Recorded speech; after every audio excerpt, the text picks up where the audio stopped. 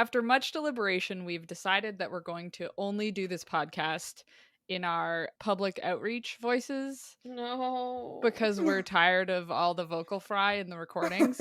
So from now on, our podcast is going to be super obnoxious. So we're going to be talking about Eragon and his dragon Saphira for the next hour or so. And we'll be talking a little bit about Saphira's biology and Eragon's relationship with his friend Murtag. Oh my god. So make sure you stay. I hate this. Yeah, so jellyfish actually aren't electric. They actually have venom.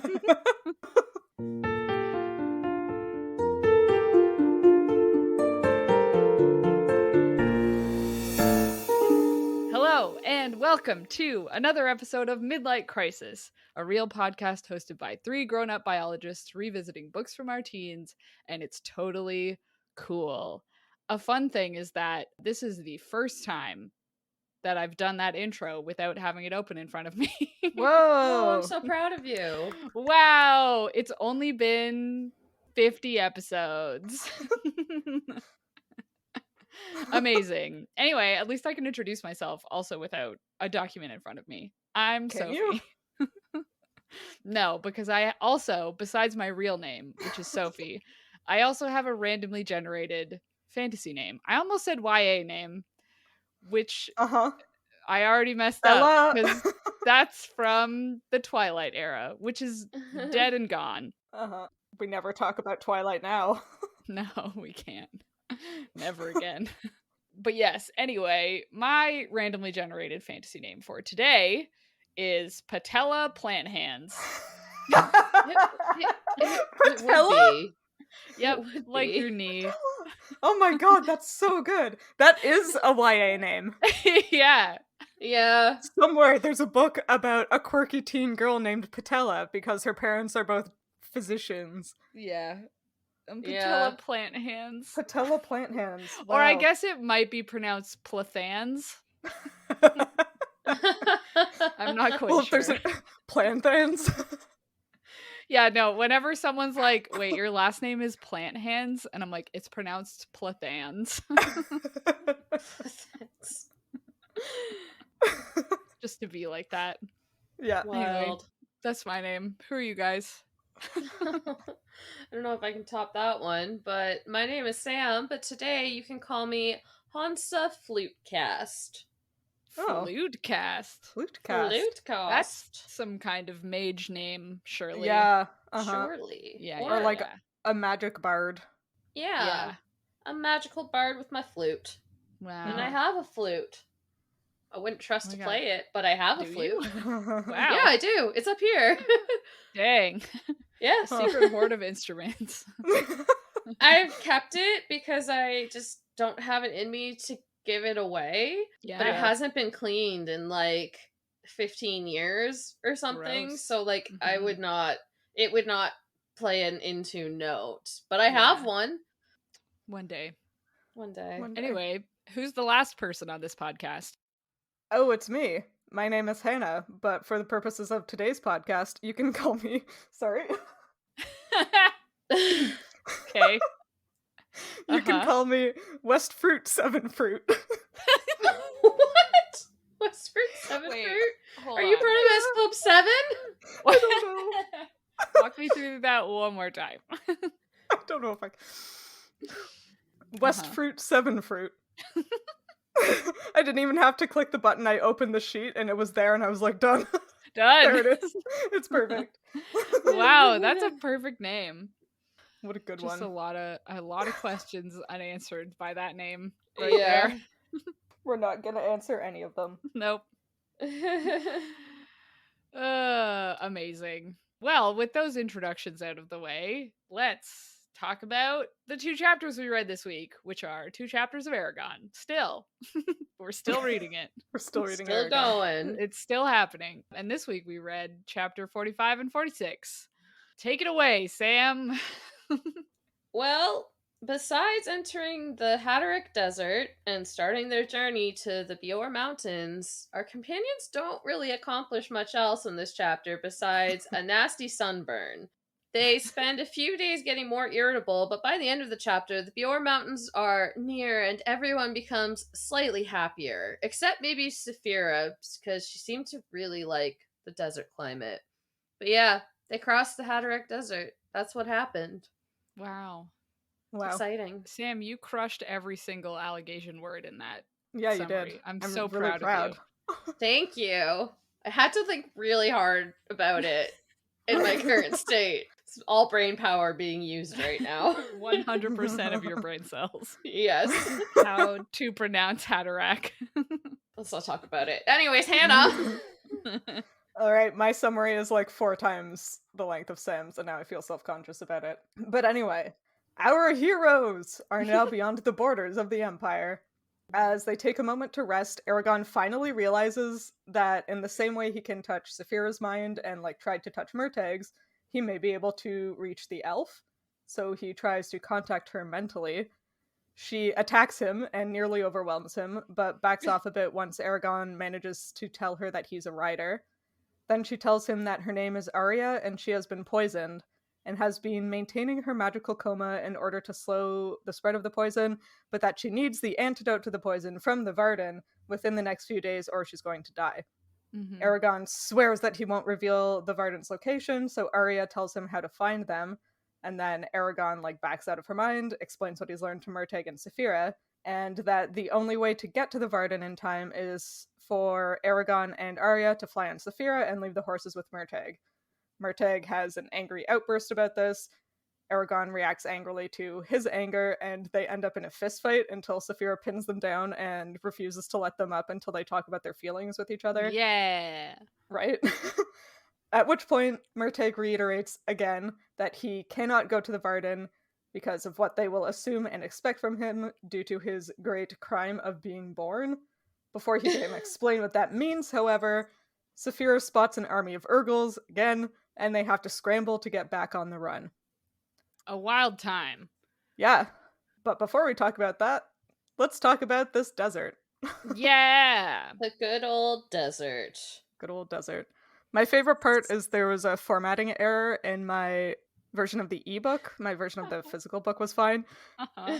So the first sentence of the first chapter is a vast expanse of dunes spread to the horizon. But in my ebook, it says a vast expanse of dunes spread to the horizon. A vast. Oh my god. Now I want to see Avast. if mine does that. Oh no, mine doesn't. Damn. Anyway, a desert.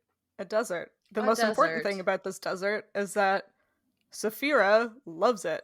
Yeah. I It's knew so we were going to good. get into this. Yeah. The Right first away. and most important thing. Yeah. I was reading it and I was like, oh, this is going to be it. This is what Hell is yeah. what the episode's This is about. the whole episode, yep. Yeah. Yeah, so what Saphira says, she calls the desert a wondrous place and would stay there forever.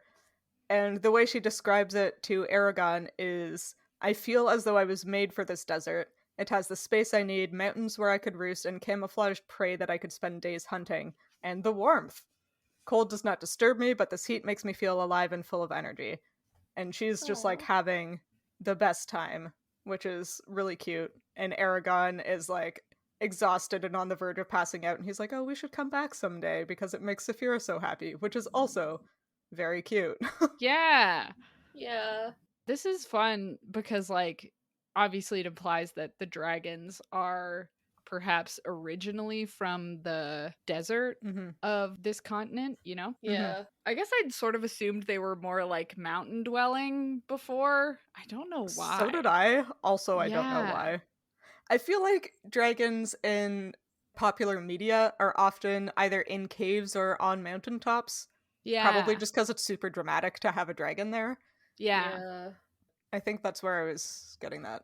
This is exciting for me specifically because the Mercedes Lackey Dragon series Uh-huh. also has desert dragons.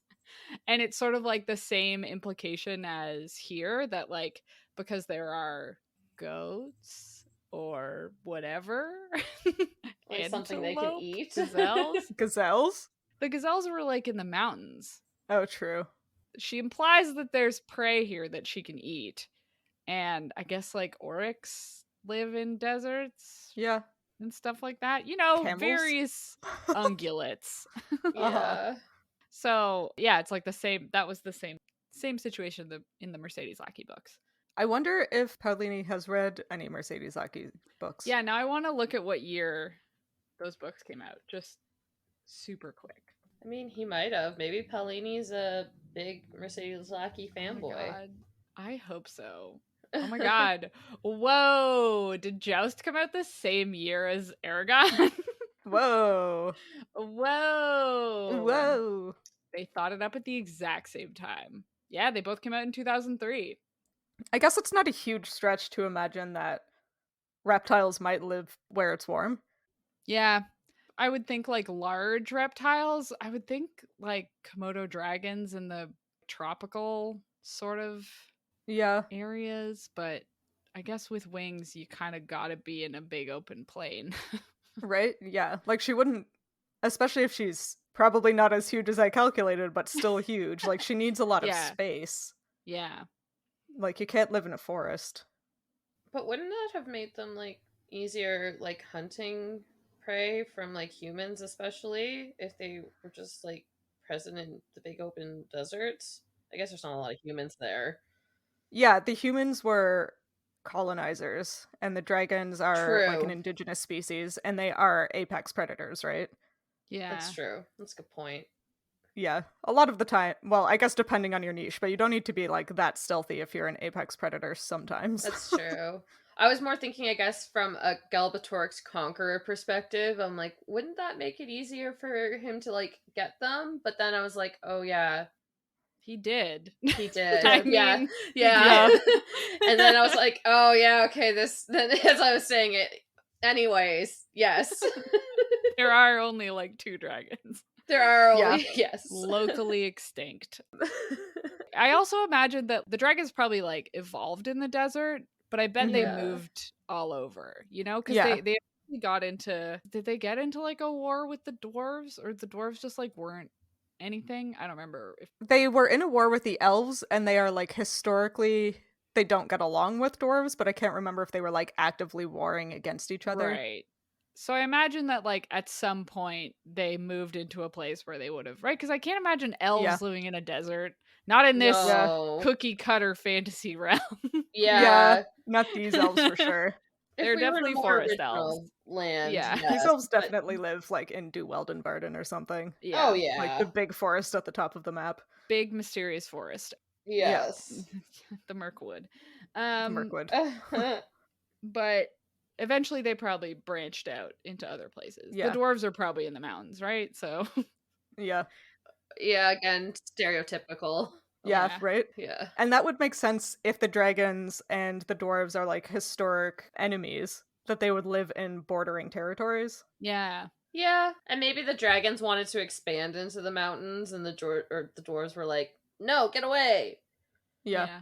Or something. Or vice versa. Yeah. Could have been either direction. I feel like dragons live like in the sky a lot of the time and dwarves live below the ground a lot of the time, so I don't even know why they would have that much conflict. Like they occupy totally different niches.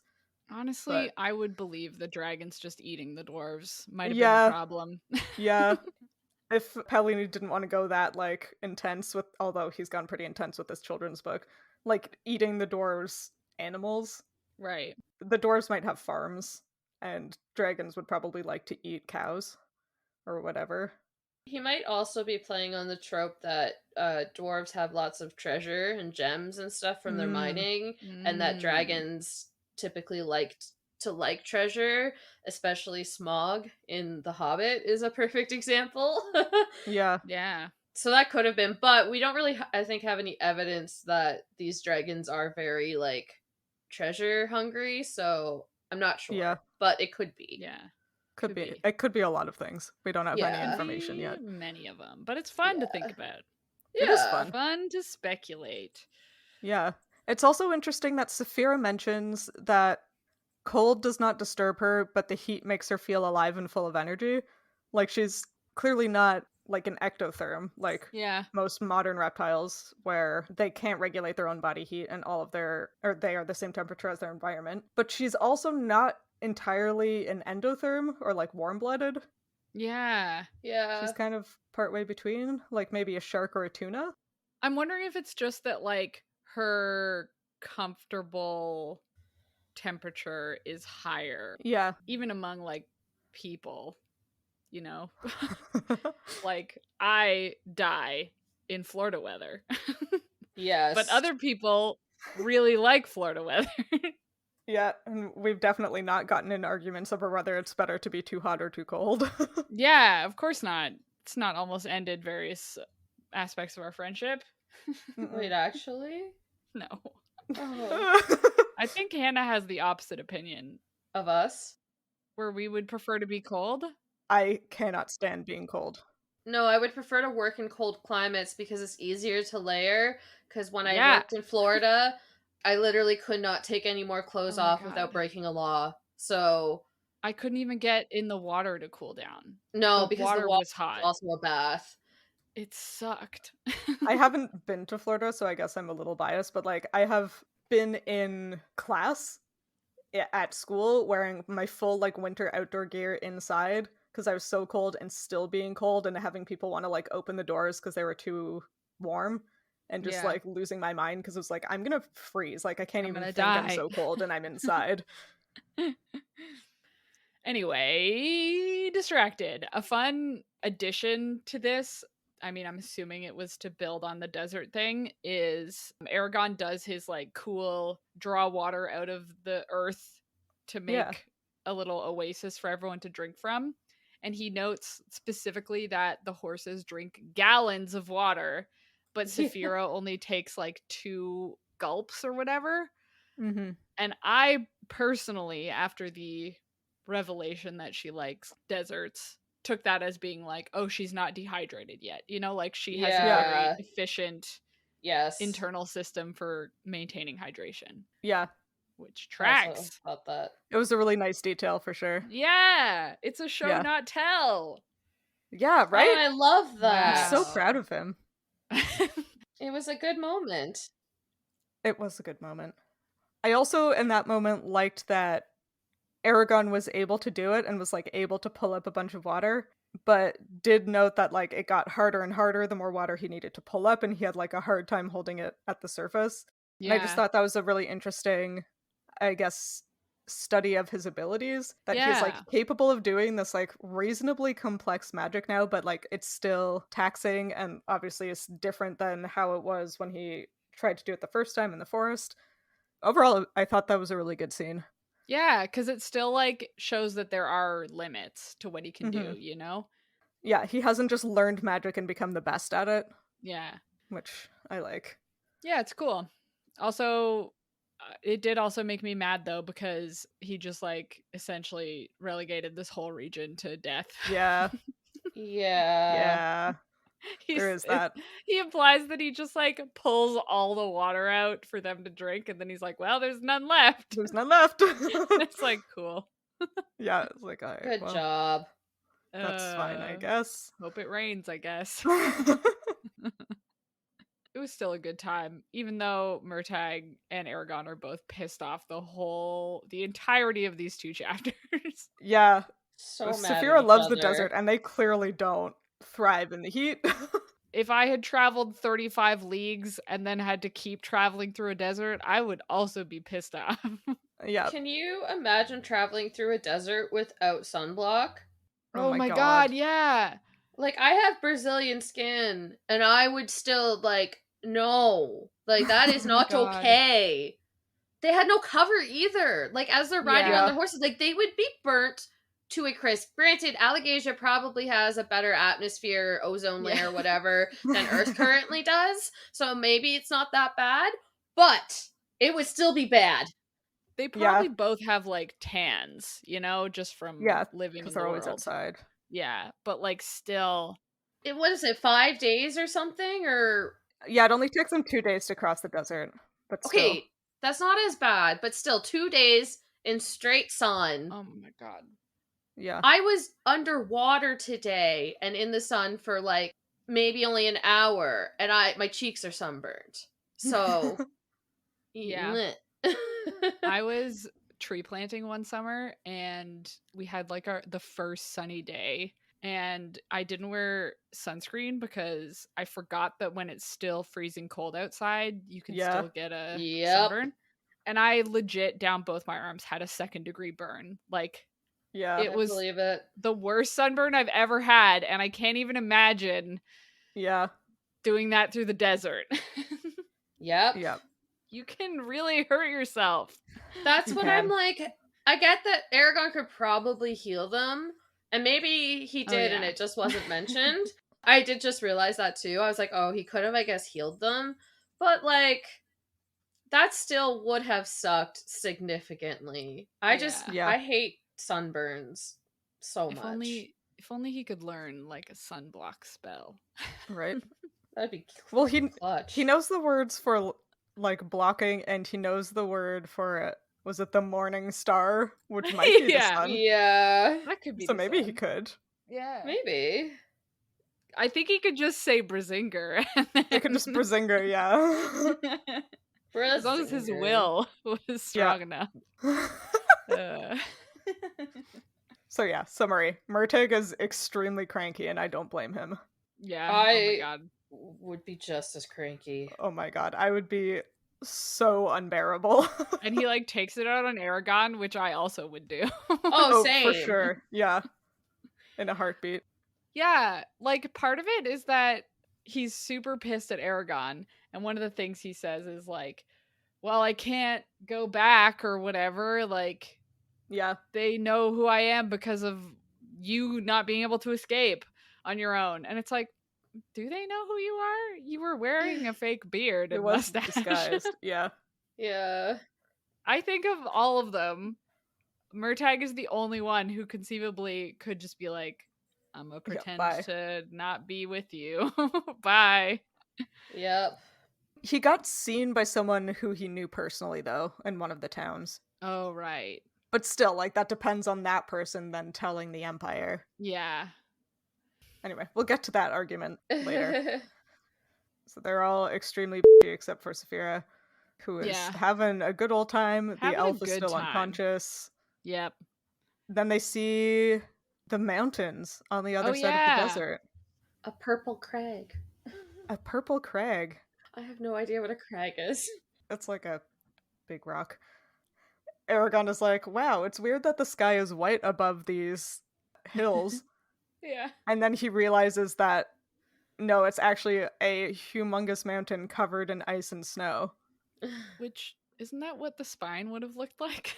Well, the spine must not be that tall, right? I guess not. And I guess the only mountains I've seen are the Rocky Mountains, which I thought were pretty big. But the way Eragon's like describing these is that he has to like crane his head back to see the top, but they're still like really far away from them. Like they're still 2 days of travel away. I don't think they can like physically be that big. like I was like, to crane your head back when you're still 2 days away. I mean, to be fair, he was craning his head back looking for the peaks and couldn't find the peaks because they were like, they blended into the sky. So he probably was just looking way too high up. Oh, way too high up. Okay, that still. Makes sense. Yeah. But I was like, curving, the mountains are just like curving through the sky over you. Yep. Like, I think you're seeing a weird desert mirage. Yeah, I feel like it's a combination of weird desert mirage and these mountains are actually just way bigger than the spine. I was imagining like these mountains being like Himalayan scale and the spine being sort of like the Appalachian Mountains, which are big but really worn down. Yeah. So it's a totally different kind of landscape and elevation. But I don't know if that's accurate or not. I mean, that sounds right. I feel like it's at least a good mental image to start with. Yeah. Yeah. And Saphira says, wow, I feel like a hatchling again. And I was like, oh, you mean like 6 months ago? And your vast and long lifetime 6 months ago?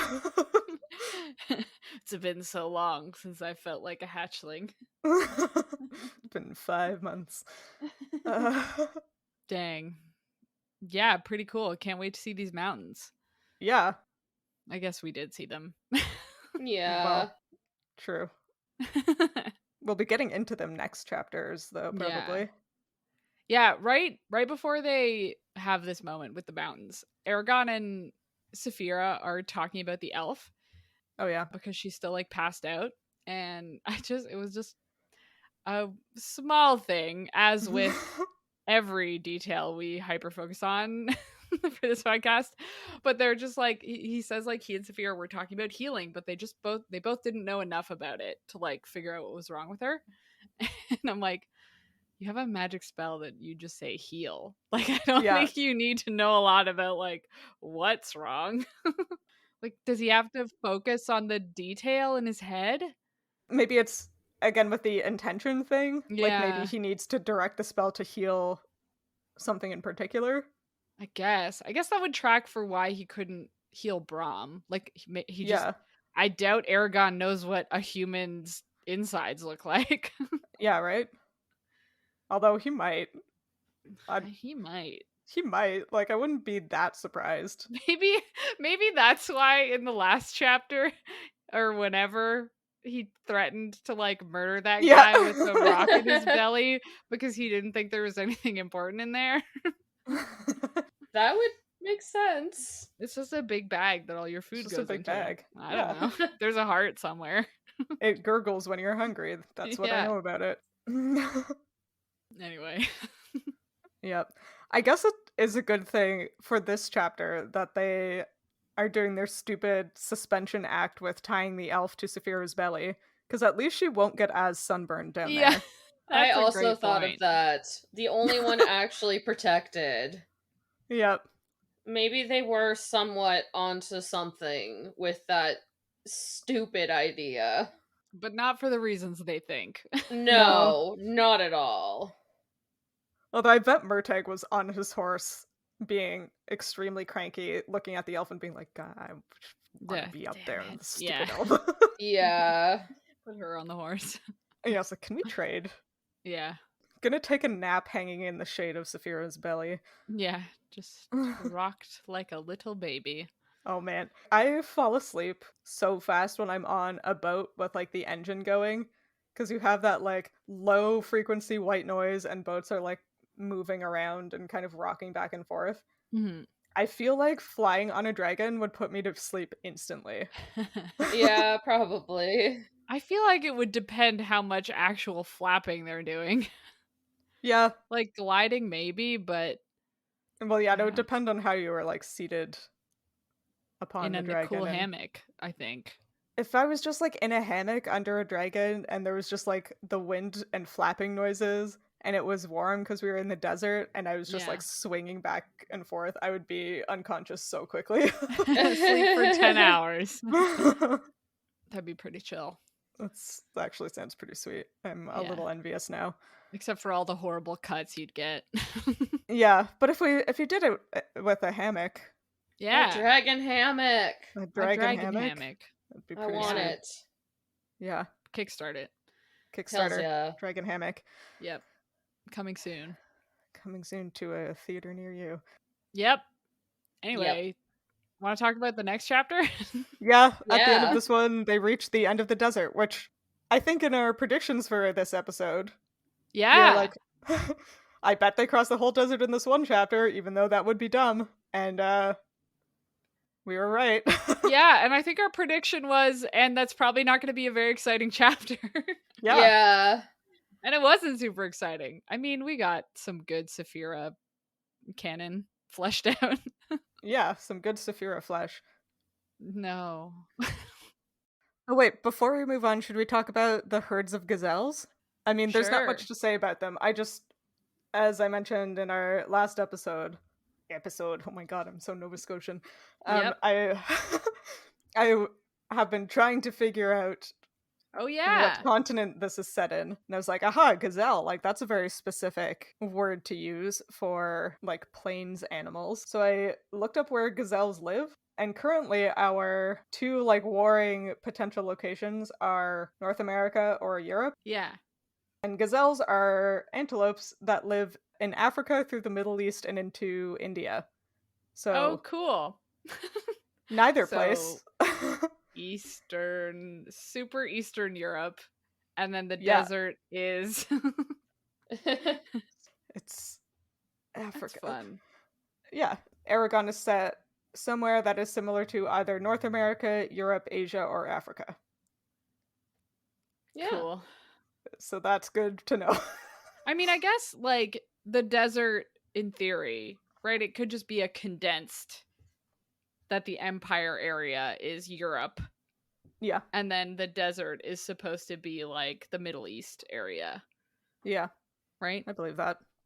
Or Northern Africa. Yeah.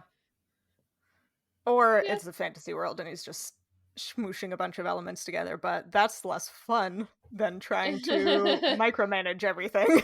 Yeah, in this fantasy world, an animal like a gazelle just evolved in the same niche. Imagine. What? What a weird situation that would be. Impossible. That a gazelle could look like a gazelle. I don't know where that sentence started or ended. I just sort of was saying it, and I was really think curious to see where it was going to end. I think I was trying to say amazing that an ungulate would look like a gazelle when, in my opinion, every ungulate kind of looks the same. Yeah. That's my hot take. Yeah. Should we talk about the extremely surprising fact that neither of these chapters begins with waking up? Yeah. And I don't think either of them end with falling asleep either. Yeah, I wrote that. My first I note was for shocked. chapter 2. Like, I mean, we can't get too excited because they do fall asleep and wake up within the chapters. Yeah, but it's not at the end. It's not at the beginning or the end. It's wild. Yeah. Character development. Paolini is growing Paolini, as a man. Character development. Author development. He went to a workshop halfway through writing this book. Someone was like, hey, I loved your manuscript. About halfway through, you have to stop making them go to bed and waking up. I'm pretty sure it must have been his grade 9 English teacher. Uh-huh. That's all. Maybe his parents, the publishers. That too. We do have to remember that Christopher Paolini was 21 by the time this book was done. Oh, was he really? Was he? I forgot about that. Yeah. Like when the version that we're reading was published when he was 21? Yeah. Okay. Yeah. That's less impressive than it being when he was 15. Although still 21-year-olds are still kind of dumb. I mean, I've read some books by young authors. They're not all bad. Some people got it. I remember like when I was in my like late teens talking with people and being like, man, why aren't there more books like written by teens? Like we're the ones who understand teens. Yeah. It's like, yeah, This is but why. have you read things written by teens? Yeah. I think you just literally have to have read enough books. Yeah. And you can't get to that sheer number Yeah. by age 13. No, I've also decided that while the first chapters annoyed me, I'm coming around on Eragon. Oh yeah? The last couple chapters have been pretty good. Right? I'll give it that. Now that we're 67% of the way through the book, it's starting to pick up. I don't want to say it has anything to do with the fact that Brom died, but it might have to do with that because, listen, the last couple chapters have been pretty good. They have been pretty good. Eragon's finally had to, like, strike out on his own without his... Yeah.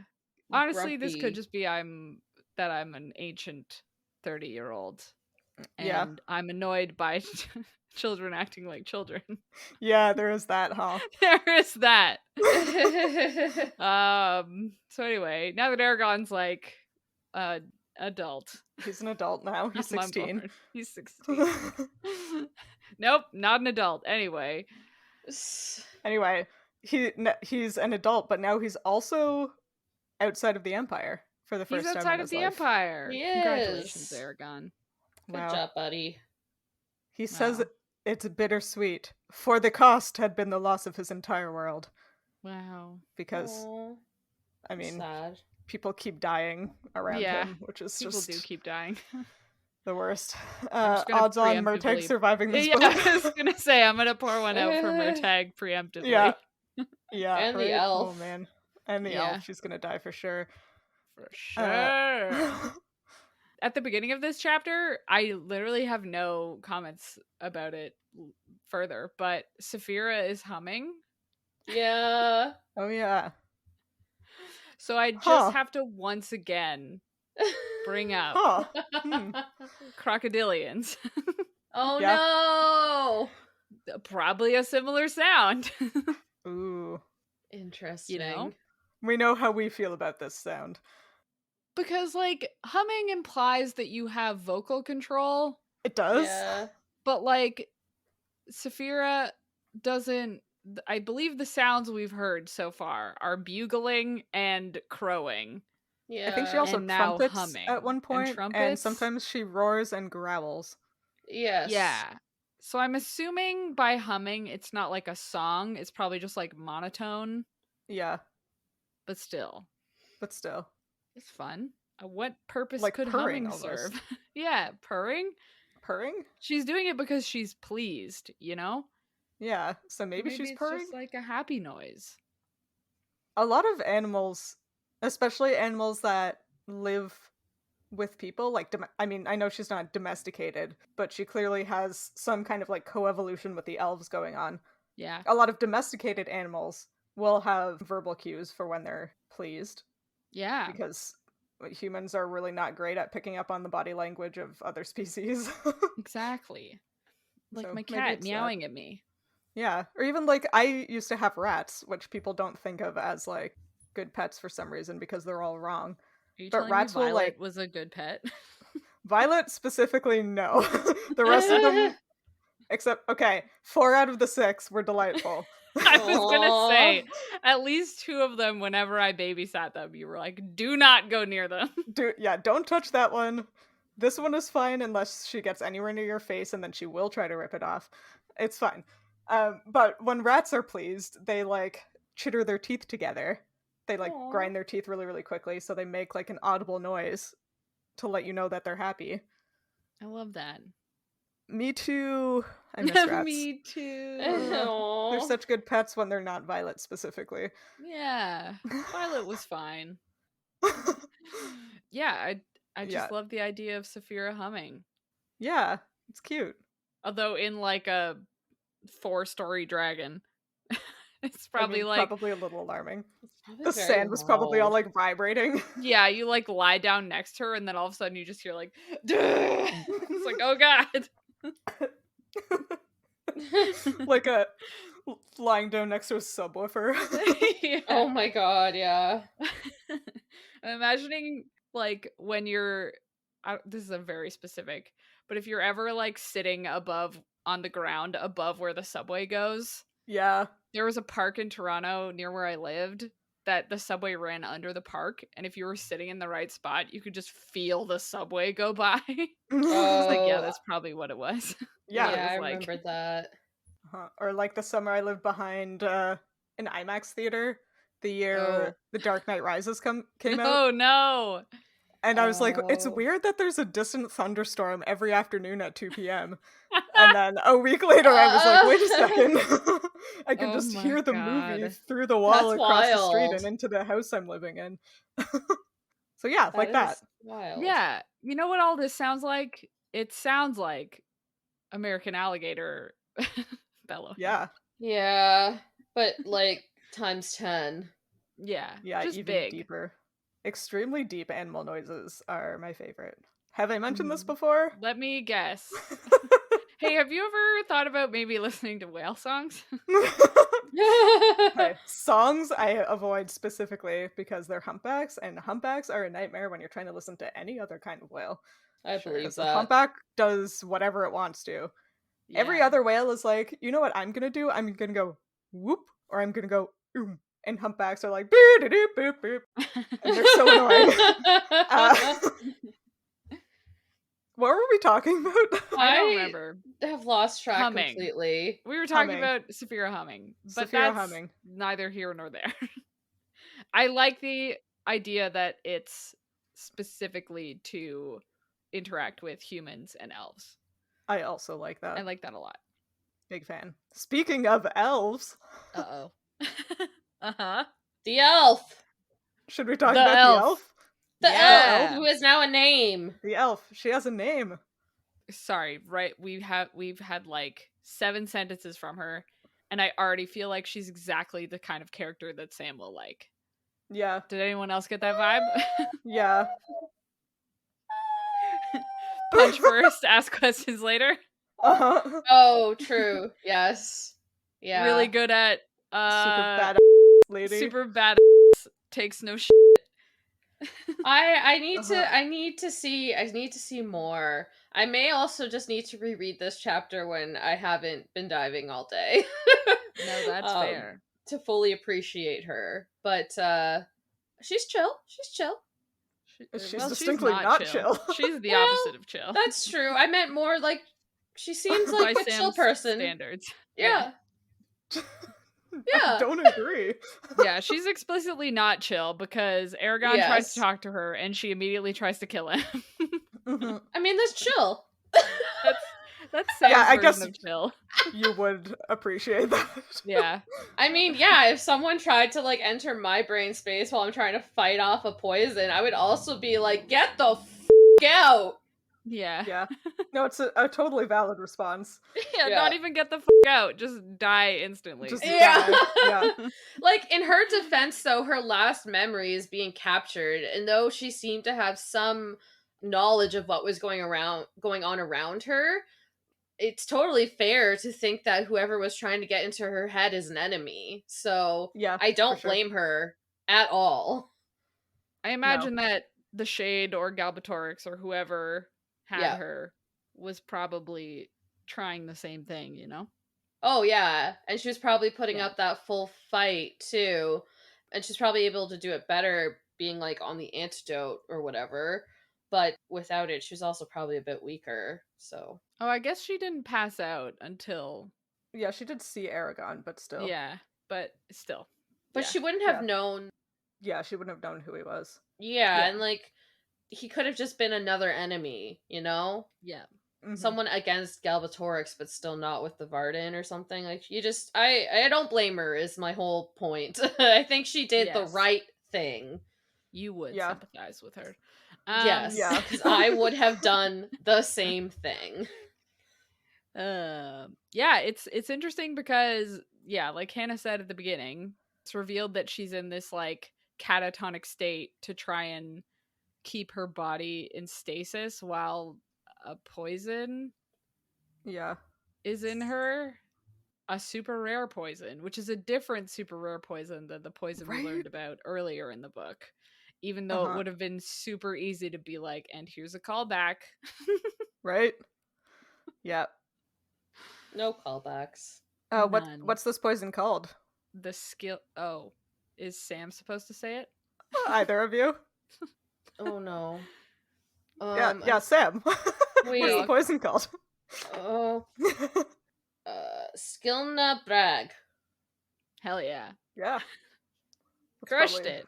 Yeah. Yeah. I mean, Good job. probably. It's a made up language. I don't know. Yeah. That's what I would have said also. Yeah. It sounded Nordic. Yeah. It seems, yeah, vaguely like Celtic. I think Well, it's just the that's- GH Old that's doing Norse it for is me. one of the languages, so Love That- that. made the Alagaesia language. Yeah. Yeah, and kind of wild that they poison her every morning, Every day, Yeah. night, and then give her the antidote in the next morning, and then do it again every single Yeah. day. That's Yeah, horrible. it's stupid. Yeah, Like, it's What? another thing in this book that feels extremely contrived solely for the purpose of moving the plot and not because there's logic behind it. Yep. it just seems very complicated. Yeah. She could even have been like, oh, they poisoned me, and we're withholding the antidote, and I can only last for so long. Yeah, And then that would have been fine. But, like, overcomplicating it yeah, makes where the it a little yeah. less believable. I honestly feel like even just saying that, like, she has been through so much Yeah. that magic isn't gonna help or something, because, like, Yeah. I feel like there could have been something about how, because elves are magical, Yeah. whatever they were doing, like, couldn't be fixed with magic, and that's why they would have to go to the Varden. Yeah, or like because the elves are magic, using the magic suppressing drug on them maybe has like a disproportionate Oh yeah. effect on them compared to the way it affected Eragon, and maybe like she needs a specific magical potion or whatever to recover from the effects of having her magic stripped from her as like an innately magical being. Yeah. Like there were other ways to have done this that were less ridiculous. I I even agree. would have just liked if they'd done a callback to the other poison. Yeah. Anyway. For sure. I mean, unless this poison shows up again in later books, then I'll be like, oh, chill, it's a callback. Let's call back to this thing instead. Anyway, yeah. Yeah. It's fine. It's a reason for them to go to the Varden. Yeah, it's just Yeah. putting like a reason for a time limit and a further strain on Murtag's patience. Yeah. Poor Murtag. Yeah. Poor Poor Murtag. Murtag. Just trying to live his life. I'm so glad we finally got her name because I keep almost saying it, but I didn't want to spoil it. Oh, you did good. Yeah, It's congratulations. the only secret I've managed to keep. Arya. I love that because she's an elf, they converse in the ancient language.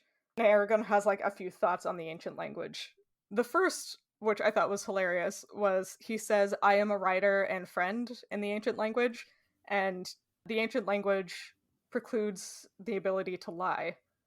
So if he can say that, then it means it must be true, which is what convinces the elf to like give him a chance.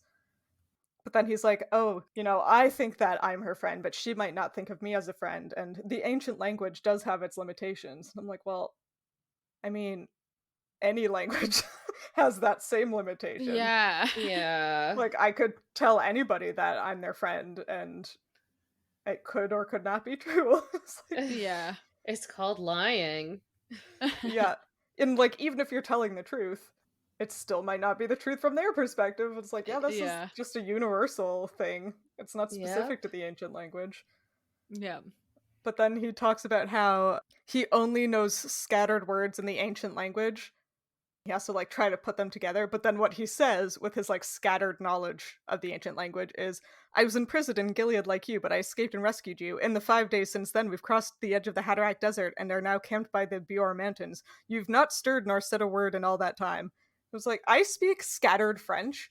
I would not be able to put together that many cohesive sentences in French.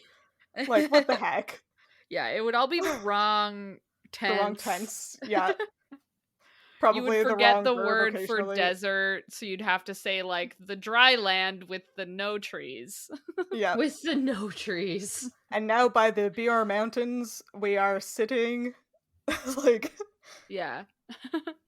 You've not stirred nor said a word? Like, no.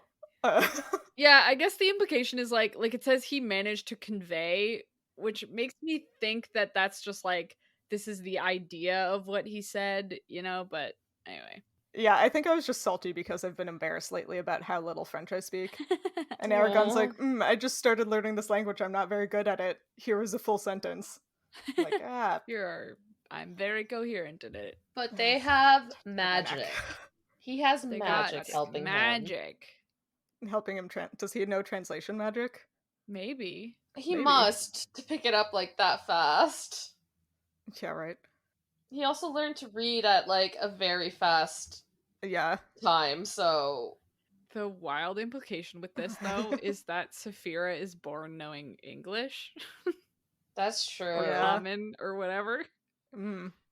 Yeah. Or maybe she has translation magic. Maybe he's been conversing with her in the ancient language this whole time, and they just never realized it because it was just, like, second nature, because they immediately bonded, and then, like, Eragon just immediately knew the ancient language. I'd buy that. Or I guess she didn't talk right away, right? No, it took her a couple days to start speaking. I wonder if it's like once they mentally bond, she like picks up the language from the mind that she is bonded to. I believe that. That makes more sense. Yeah. I was like, whoa. In the Temeraire books, Temeraire learns like language inside his egg. So he speaks Chinese because he's a Chinese dragon, even though he's never been to China as a post-fetal dragon. Yeah, Aw. like a little fairy wren. Yeah, exactly. Fairy wrens learn their song through the egg. Yeah. Cute. So yeah, maybe Saphira learned some language in her egg. I love that. I also But love probably it. still only after bonding with Eragon. Yeah. I really like the idea that she is able to kind of like pick the language out of his mind in a way. I think that's really interesting. Yeah. Yeah. Fun idea. Fun idea. Yeah, so she's poisoned, and now they have to go to the Varden, and Murtag's mad about it. Yep. And so he punches Eragon in the face. Yep. Yep. 'Cause that's how you handle things as a man. This is how we handle our feelings. Punch about it. Oh my god, I had a...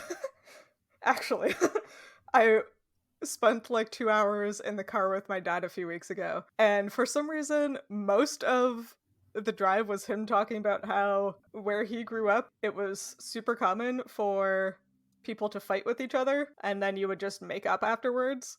And as soon as you like punched it out, everything was fine, but that like the girls were way more vicious about it because they wouldn't fight it out right away, and then when they finally did get to the point of fighting, it was like extra aggressive. Yeah. Apparently punching out your feelings is like a totally valid way to do it. Chill. Awesome. I'm glad that works for him. I know. I don't get it, but Yeah. he seemed pretty on board with the virtues of conflict as conflict resolution. Yeah. What I like about this specific part of the scene is that I know we're going to get the reveal that makes this unacceptable later, but like Murtag is like very chill before he talks to the elf. Like it seems like they've both kind of chilled a little bit after seeing the beautiful mountains or whatever and not being in the desert anymore. But then Eragon talks to the elf, and then literally right after talking to the elf, he explains to Murtag that he has to take the elf to the Varden. It's super important. And then Murtag gets pissed again. And so it does sort of read like Murtag's jealous. It does. Yeah. Just a little bit. Yeah. And then they fight about it. Because he's like, you care more about this girl than me. Yeah. He says things to Eragon specifically to hurt Eragon's feelings, which is something that you do when like someone you care a lot about hurts you. You're like, I'm gonna hurt you back. Exactly. I'm just saying. I know we've implied that they're somehow related. Does Murtag know that, or is he also just as out of it as Eragon? I don't remember. That's fair. Okay. Because this would also explain why he got so upset, but it could just be the bromance, you know. It could just is it that they're related? We can have this spoiler. Do we find it in this book? I don't know if it's in this book or the next one, but they are related. Okay. Well, that was a pretty obvious thing that we spoiled when I said the fan fiction thing, and Hannah was like, "Nope." Yeah. No. So but I then didn't feel bad asking that. Yeah, we're not gonna do. Wasn't that the Cassandra Clare thing? Yeah, like, we're not gonna do the Cassandra Clare thing. We're related. Yes. We're not doing that, and by us I mean Christopher Paolini's not doing that. No. But we're implying it. He certainly is kind of doing it. He's kind of surely acting not on like purpose. But yes. Yeah, Murtag is definitely jealous of this elf and upset that Eragon is leaving him. Yeah. And then Saphira is like, we're gonna talk it out. Equally using violence to solve the problem. Before we get to that. Oh yeah, go. Can we say that the thing that like Murtag says to hurt Eragon's feeling is that Eragon is so totally helpless it forces everyone around him to take care of him, and that like Murtag hasn't really had a choice in like helping Eragon, because if he didn't, Eragon would die. It was like, oh, that's so harsh and like so accurate. So brutal, but also true. Which is part of why Eragon reacts so aggressively, because he knows it's true and he's embarrassed. Yep. And then Saphira does her thing. Yeah. Saphira knocks them both over, pins them down, is like, talk about your feelings. So they do. Pins them down with her taloned paws, Oh god. which is Yep. such an odd combination of words. You don't Yeah, think of taloned talon paw. and paw as, like, compatible body parts. But I guess But- they are. Do you think Saphira's paws have toe beans? Toe beans! Toe beans. Yeah, That'd be I cute. do. I want to live in the universe where Saphira has toe beans. Saphira definitely has toe beans. Aw, I mean, yeah. cats have really long claws and toe beans, so... Yeah. Yes. She might Yeah. have those like squishy dinosaur feet. Like they, Aw. they Those are probably also had cute. like padded Yeah, feet. So like elephants. yeah. I bet Saphira has cute feet. Subscribe to our OnlyFans to see Saphira's feet pics. Oh no! No. Yeah, super I hate cute. that. They're 3 feet long 3 feet long. They have gigantic talons, that are serrated serrated I don't talons. like that she that. pinned 2 humans down with. Yeah, both of them still have all their limbs intact at the end, so that's good. Lucky That's for good. them. Yeah. I don't like this. Yeah, and we get some Murtagh backstory being Uh-huh. like whatever his background is means that the Varden, no matter what, would never welcome him or trust him. Which is Yeah. ominous and definitely means one or both of his parents. I almost said one or both of his parents are Galbatorix. Both Yes. Both of them. of them. Galbatorix are reproduced by parthenogenesis. By asexual budding. Yeah. Anyway. But he almost reveals who his father is or why his father is so untrustworthy. Yeah. Which, of course, is interrupted. Yes, the classic, you see, my father, look! It's like, God, Oh, look shut up, over Saphira. there! Wait like 2 seconds. Wait, oh, you have time to finish the sentence, surely. Come on, man. Yeah. Murtagh's like so upset about this. Like, he is almost crying. Which I guess is like understandable when he's like, whatever his circumstances, he has no control over it, but it's bad enough to make this entire group of people hate him just for existing. Like, that's a bummer. Yeah. He takes it pretty hard. It's pretty intense. Yeah. Murtagh, sad boy trauma. Sad Aw. boy. Sad boy. Yeah, so I guess we'll find that out someday. Someday. Maybe next time. But yeah, Saphira interrupts and is like, look! And then Murtagh looks and says, demons above and below. And I was like, excuse me? This again. But like that phrasing? Like, what? Yeah. Is that from this So book? again, there's a heaven and a hell. There's a heaven and a hell. There are demons. Even though they don't even, I guess demons just means enemies? Yeah, I guess demons could be like material plane, a belief that you can be like possessed by a demon. Maybe. I don't know. It still implies there's a superstition or a religion around it. Sure does. Huh. It's fine. It's fine. There's gonna be an offhand line one day that's just like, Eragon prayed that blah blah blah blah blah, and it'll be like, to whomst? To whomst are we praying? Whomst does he pray? Yep. God. Duh. God, obviously. Anyway, the demons are Urgles. Of course. Showing It's up. always Urgles. These Urgles show up. They show up at the end of chapters so much. Like, So if much! Eragon's not falling asleep, there's Urgles there, and sometimes both. Yeah. Sometimes the Urgles make him fall asleep. if you Yep. notice. Just knock him out. Yeah, so they gotta run again. Gotta run again. Great. I think this is gonna be the thing that is when we talked about Murtagh's gonna be forced into Yeah. having to be with the Varden. It's 100% gonna be like, okay, you have to choose either the Urgles or the Varden. Yeah. His last Yeah. line is in the chapter is, when we near the Varden, I will leave. And it's like, Will you? I don't know about that. doubt it. So, I thought he would have been forced to meet the Varden way sooner, honestly, but Yeah, me too. maybe next time. Maybe next time. Maybe. Speaking of, Oh. let's guess what the next 2 chapters will hold. So the next 2 chapters are called A Clash of Wills and Flight Through the Valley. Oh. Uh, Flight.